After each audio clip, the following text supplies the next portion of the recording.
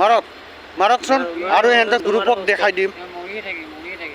মাৰকচোন দুইটা মাৰকচোন এটা কোবাক কেলা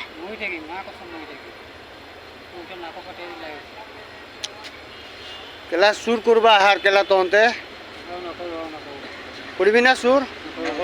কি হ'ল চুৰ কৰাৰ কাৰণে নাকৰ পৰা তেজ যোৱাই আছে